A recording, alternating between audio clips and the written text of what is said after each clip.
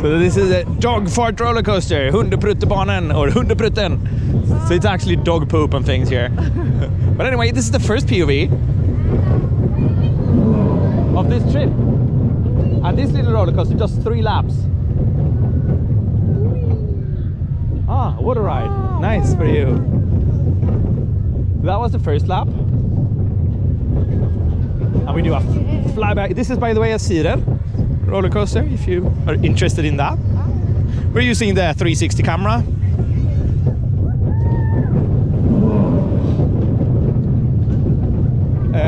We are not allowed to use the wrist mount, as we said, so you cannot see us riding this, but we hope you like the dog fart roller coaster anyway.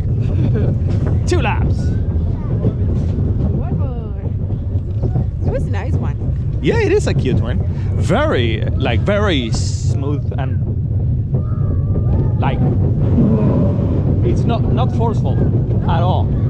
Sorry, we didn't say that. The dog here that we can see on the side is called Henry.